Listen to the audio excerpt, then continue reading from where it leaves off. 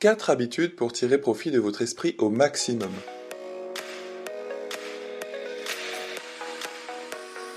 Bienvenue sur le podcast Liberté financière où nous vous offrons le meilleur contenu que le web a à offrir dans les domaines du développement personnel, de la création d'entreprise, de l'immobilier, des finances personnelles, tous ces leviers qui vous permettent d'atteindre votre liberté financière.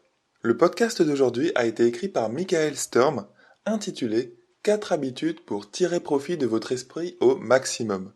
Pour accéder à l'article écrit, rendez-vous sur podcast-liberté-financière.com. Aussi, pour accéder à la newsletter de Michael Sturm, rendez-vous sur tinyletter.com/Mike_Sturm. 4 habitudes pour tirer profit de votre esprit au maximum.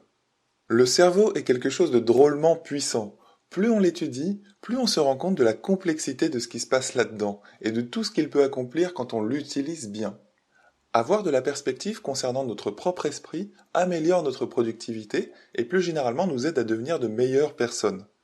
Je vais vous exposer 4 habitudes que j'ai trouvées extrêmement utiles dans ma vie professionnelle et personnelle. Il ne s'agit pas d'habitudes matérielles, mais mentales, comme de petits modes d'emploi de l'esprit taillés sur mesure. En adopter ne serait-ce qu'une seule devrait s'avérer plutôt utile. Mais si vous arrivez à faire les 4, alors vous serez paré. Premièrement, inutile d'être vos pensées. Vous n'êtes pas vos pensées, vous ne vous résumez pas aux pensées aléatoires qui vous passent par la tête, ni aux réactions impulsives que vous pouvez avoir face aux choses. L'âme d'un peintre ne se définit pas par ses brosses et ses pots de peinture, n'est-ce pas, mais par ce qu'il en fait. De la même manière, vous n'êtes pas défini par vos pensées et vos ressentis, mais par ce que vous en faites. Cela peut sembler étrange à dire, mais on l'oublie tout le temps, et cela cause de sacrés dégâts. On se juge nous-mêmes sur la base de ces myriades de pensées et d'émotions qui flottent dans notre esprit. On construit un jugement sévère envers soi-même. Se construisent de l'anxiété, de l'impatience et un manque de compassion. Tout ça, ça déborde sur notre comportement envers les autres. Si vous preniez ne serait-ce qu'une minute pour vous asseoir tout seul quelque part et juste examiner votre esprit, à l'image d'un observateur solitaire assis sur un banc à regarder passer les gens, rien que ça pourrait faire la différence. Deuxième habitude, subordonnez-vous à quelque chose de plus grand. Depuis des décennies, des programmes en 12 étapes aident des gens à combattre de terribles addictions. Leur première étape tient toujours du même concept, admettre qu'il existe un pouvoir plus grand que vous-même et que dans une certaine mesure, vous êtes à sa merci. Ce pouvoir supérieur n'a pas besoin d'être conceptualisé par Dieu, même si dans ces programmes c'est souvent le cas. Ce pouvoir supérieur pourrait simplement être le tourbillon de la réalité elle-même, qui existe depuis bien longtemps avant votre naissance et qui continuera après votre départ. À vrai dire, vous devriez laisser tout ça très vague. Plus votre concept de cette puissance supérieure est clairement défini, moins cela sera efficace en fait dans son rôle modificateur de vos points de vue et comportements. Mais quel est l'intérêt, vous allez me dire ?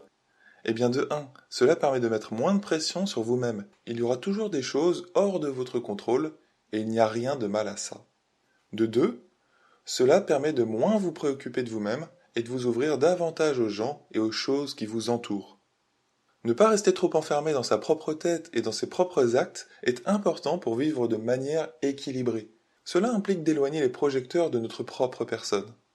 Troisième habitude, purgez-vous régulièrement. La plupart d'entre nous avons beaucoup de pain sur la planche. On reçoit des demandes et des requêtes constamment, que ce soit au travail ou à la maison. Ce stress s'accumule petit à petit, même si vous ne vous en rendez pas forcément compte, et il vous affecte. C'est une accumulation psychologique, comme de la crasse dans un moteur. Pour pouvoir accomplir n'importe quelle tâche importante, il est nécessaire de pouvoir se concentrer dessus. C'est pourquoi il faut se purger, entre guillemets, en quelque sorte, de tout ce stress. Un exercice tout simple mais pourtant intéressant que je peux vous suggérer est de vous poser quelque part et de prendre 3 grandes inspirations. Concentrez-vous sur l'action d'inspirer et d'expirer comme un outil pour faire le vide. Puis, une fois que vous avez terminé, vous pouvez reprendre ce que vous étiez en train de faire. Rien qu'avec ça, vous pouvez véritablement contribuer à nettoyer les résidus de stress dans votre esprit. Avec un esprit tout propre vient une meilleure concentration. Et avec la concentration vient du meilleur boulot. Quatrième habitude, travailler avec des pensées plutôt qu'avec des idées. Être, entre guillemets, la personne qui a des idées, c'est vu comme hautement important de nos jours. Posséder créativité et capacité à innover est utile dans presque tous les domaines d'une manière ou d'une autre. Trouver des idées révolutionnaires qui résolvent de gros problèmes, c'est l'une des meilleures façons d'avancer dans sa carrière. Seulement voilà, ce n'est pas facile de trouver des idées. En partie responsables sont les préjugés que nous avons concernant le terme idée. Je vous suggère de modifier la consigne. Au lieu de vous donner l'ordre de trouver des idées, entre guillemets, essayez quelque chose comme ça. Exploration de vos pensées. Il y a moins de préjugés derrière un concept comme celui-là, car il n'emploie pas le mot idée. Cela peut paraître bête, mais le mot idée a un sacré poids. Il implique des attentes, un jugement de sa valeur, ainsi qu'un concept de propriété. Une idée peut être bonne ou mauvaise. Une idée est vue comme appartenant directement à quelqu'un. C'était l'idée de qui? Souvent, on attend aussi de vous que vous mettiez en pratique votre idée après sa conception. Alors que les pensées sont vues comme quelque chose de plus léger. On en parle souvent de manière plus bénigne, avec moins de gravité. Les pensées ne font qu'apparaître et disparaître sans fanfare dans notre esprit. Ce n'est pas comme si on était enchaîné à elles, et personne ne blâme quelqu'un pour une simple pensée qui lui est passée par la tête. Votre esprit est une entité sensible.